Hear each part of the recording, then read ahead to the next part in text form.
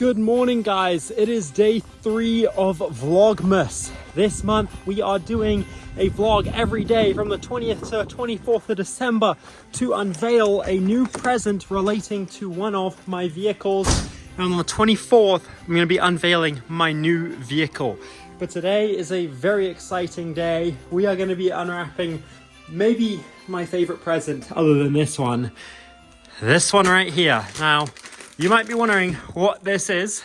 If you follow me on Instagram at MagnaCars, you probably already know what this is. Let me just put it down. It's a little difficult to hold.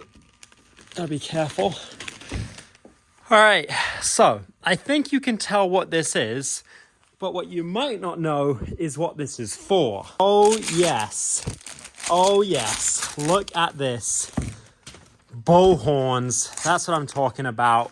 Don't worry, it's not for that car, it's not for that car, and it's not for the new car. This is for my Rolls Royce Silverado that we are currently LS swapping at Driven Motorsports. So today we're gonna check out the shop, check out the progress on the build. I brought them some parts about 2 weeks ago from ICT Billet, and I'm also gonna surprise the guys with these bullhorns, see what they think. Because the plan is to put these bullhorns on the front of the Rolls Royce, in front of the grille, so that you see it coming down the road. You know, it's not just a regular Rolls Royce, it's a freedom-powered Rolls Royce. You know, I think what better way to show that it's LS swapped without showing it's LS swapped than by putting bullhorns on the front of it.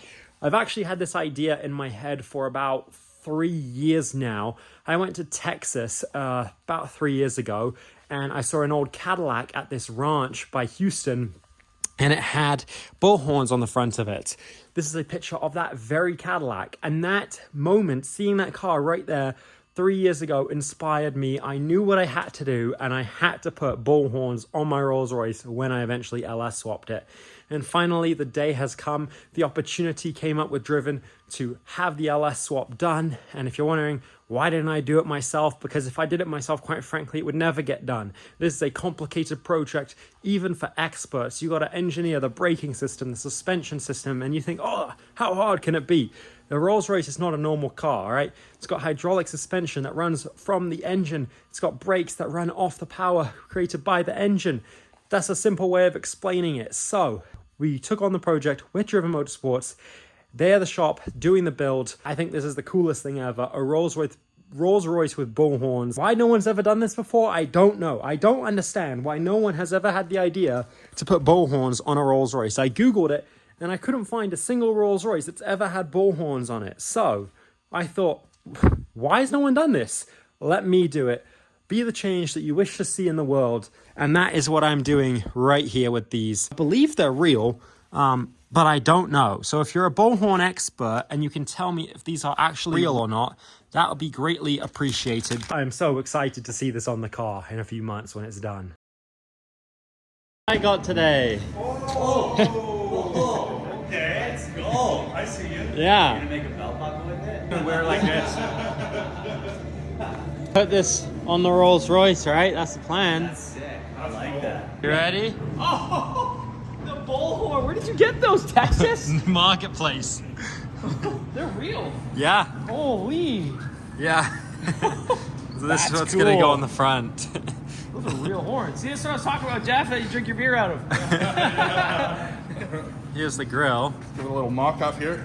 So I'm thinking it'll go kind of right here. Horns up. How heavy is this? Watch out, I got a screw on this. I don't want to touch It's it. got a bit of weight, probably 30, 40 pounds. Wow. I got a screw on this that I don't want it to touch. Yeah. Yeah. It'll kind of look like that. There we go. Look at that. Roll sticking out too. Yeah, that's what I want. The RR, yeah. Yeah, exactly like that. Yeah. Oh, this is gonna be something else. Wow. We could have them sticking forward too. Yeah. In the last video, a few people were wondering why I decided to LS swap it and didn't just fix the original engine. When Dave went to drain the oil, this is what came out. Coolant when I pulled your drain plug at Yeah. first. I'm like, did I pull the right plug? Yeah. I've been doing this so long. That's the right No. plug. Wait a bit. Then the oil Then the started oil to comes come. out. So the head So, gasket's head definitely gasket, gone. Yes. Yeah. Okay, yeah. I thought it went because it overheated like 5 times. Yeah. Yeah. Yeah, once you got that much coolant in your crankcase, It's rusted out in there probably. probably, yeah. good chance. Well, the coolant also has anti-rust inhibitors and stuff in there, so maybe not. For 'cause 5 years it's been sitting. then maybe, yeah. Change stuff like that, I think people might want. If you could find a way to like Yeah, fit stuff reuse like that. that. So this is onto what the I was new motor. talking about. These are the brake accumulators, and apparently what happens is they rust out and they explode, or they leak, and then you can't use them anymore. So when I was on the forums, everybody was asking about those accumulators. So I just visually looked at them, and they look in pretty good condition. They have all the original markings on them. Yeah. So if you are going to part this out, I feel like that's something That's would be worth valued. it. Yeah. And I don't need it to make an engine stand out of. No. I don't need that. I just Nope. need the top half. Yeah. How are you doing today? Good, good. So We're making some progress today. We're actually going to do some cleaning of the sides of the engines to get some dirt off, just because of when you remove these engines from old cars, stuff and oil gets everywhere. So what's the plan today? Today the plan is going to be installing these engine mounts that you actually got for us. This one is going to go on the driver's side, the other goes on the passenger side. I actually put on the mounts where it's going to mount to our subframe right here. So the plan today is we're going to put these on, we're going to mock this over top of our subframe, and I want to see where these sit on my subframe, because that's where I'm going to put my brackets on for the actual engine mounting. Also want to see where the rear sits, because this is actually the original Rolls Royce rear transmission mount. They mounted right here. Ours is a little different, but I want to see if we can at least utilize this so that we don't have to make more fabricated parts, which is more time and more money. Yeah. And then relocation kits. Relocation kits. So up front here, our power steering pump is actually going to interfere with our left front control arm, which we don't want, because then we're going to be touching stuff. So what we have over here, which you had gotten to us from thanks to ICT, we are going to be relocating them. Now, I don't exactly know how this one orientates while it's in a bag, so I'm just going to show it to you. These are the bags. One is for power steering and one is for alternators. So one will relocate this, the other will relocate what is supposed to be right here is where the alternator will be. The last thing that we're going to do today is what is inside this box is one of these, but brand spanking new. So it's gonna look nice and fancy, even though you don't really see it, but at least we know it'll be strong, and it's meant for this engine, and it's meant to mount to this transmission. So at that point, we're gonna open these two up. They're just held together with bolts, and we're gonna put this in here with brand new bolts, torque to spec, and then hopefully put it back together today, and then we don't have to really disassemble that again. So what's the point of putting a new flex plate in the car? So the best part of the new flex plate is the ones we have are partially damaged. Somewhere on here there's tooth damage, and I also didn't like how these holes didn't line up exactly perfectly, because this is apparently from a 2000 Silverado 2500, which doesn't really work too well with what we're dealing with. So the reason for the new one is, see all the nice holes all around here? Yeah.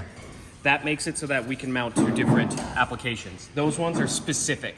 So that goes from a Silverado engine to a Silverado transmission, most likely. This one, we can go from our Silverado engine to our transmission that we've mounted, which is the, I think it's a 60. Yeah. So yeah, then we know for sure that this is 100% correct. That's the Okay. best. All right.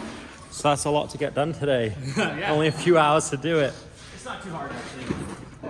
Wow. These are gonna go on pretty quick.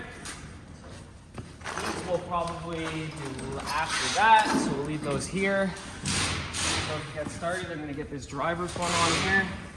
It's just 4 bolts, straight to the original mount. That's the original mount from the original engine mount.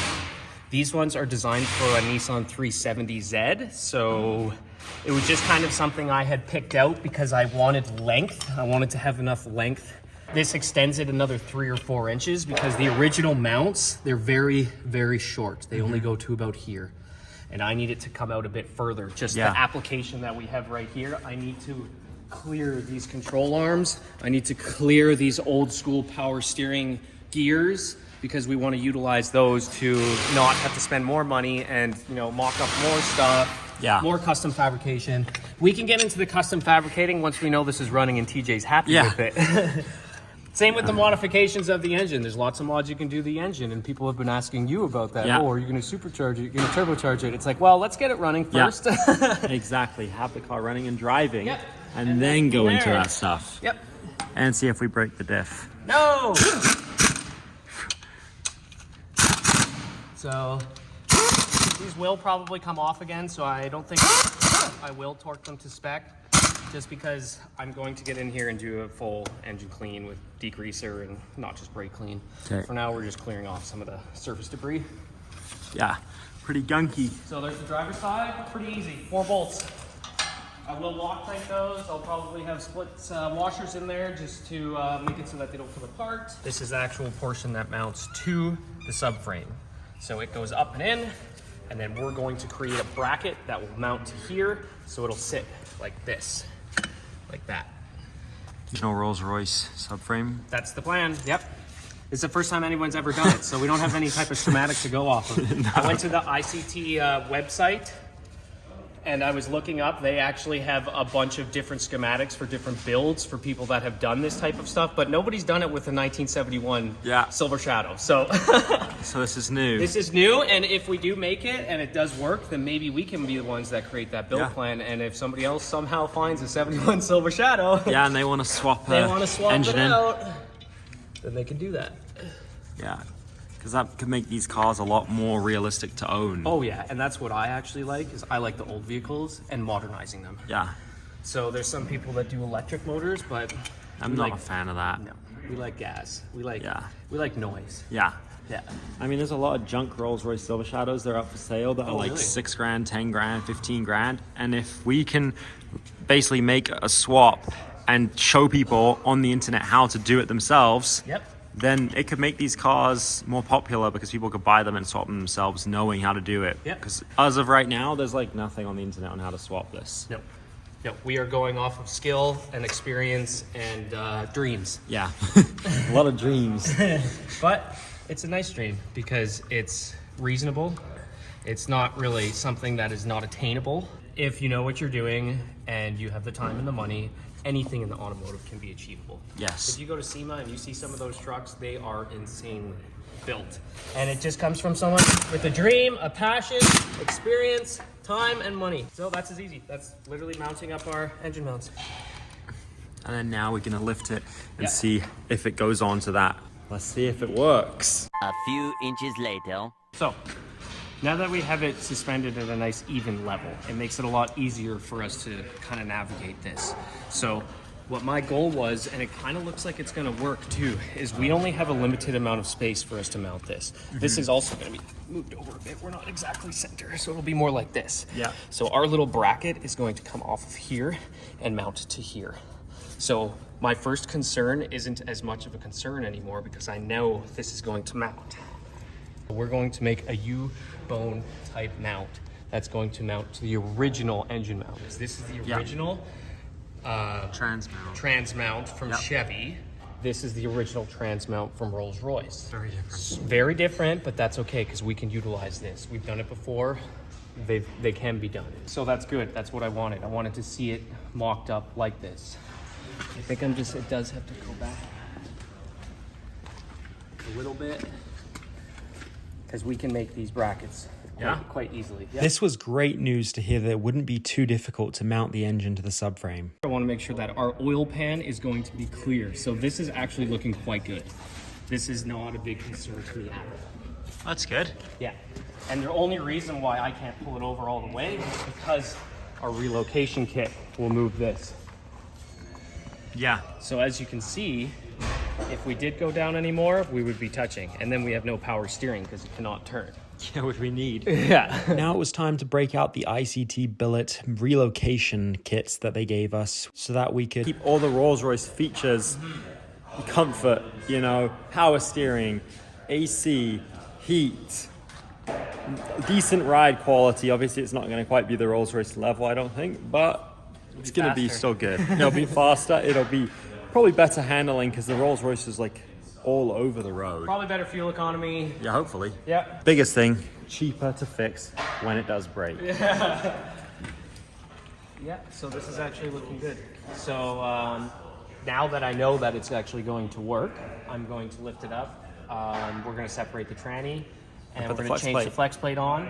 And then after that, we'll just start tinkering with the front for as long as we can today. And then Monday morning, I'm going to get right back on it and continue doing those things. Just before Christmas? Yep. Yeah, I'll be here Monday. I'll be here Monday, and I'll be here half of Tuesday. So, All right. balls to the wall to get this Rolls done for you, bud. Sounds good. I guess I'll be here then.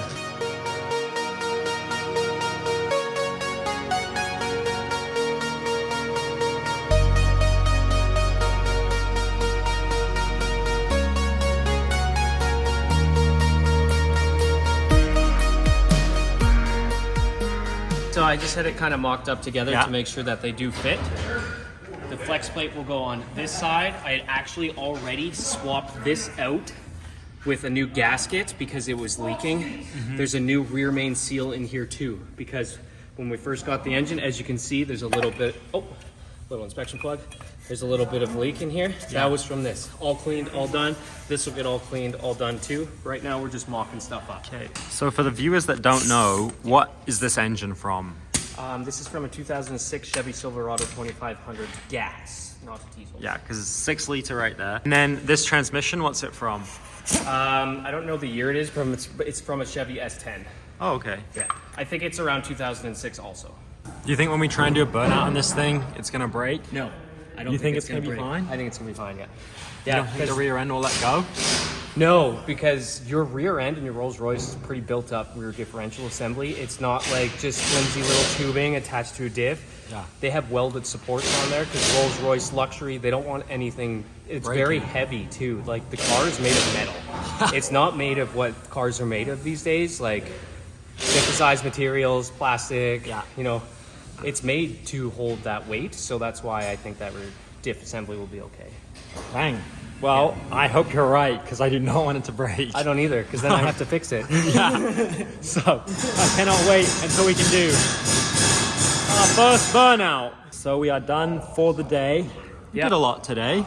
Yeah, you know, sometimes we have some hurdles that come and go, but nothing we can't deal with. Yeah. But we got this location kit mounted. We are preparing for our other one. Our other one, I have to remove our EGR. And then the other thing we accomplished today, I re-separated it just for ease of working on it. Yeah. Is we mounted our flex plate with our fresh bolts. Yeah. And we mocked it up so we know it fits. So this is, the transmission side is 100% finished. I've done all the wiring. I put on a new encoder motor on this side actually. And we've got our new flex plate. So the only thing left for these two is I mount this to this and then the housing to the engine. Once the engine stuff is done, going on the subframe. All right. So that'll be it for the Vlogmas episode, but we will be back in probably a week and a half. Yep. And you'll see part 3 of the Rolls Royce build. Sounds good. See you then.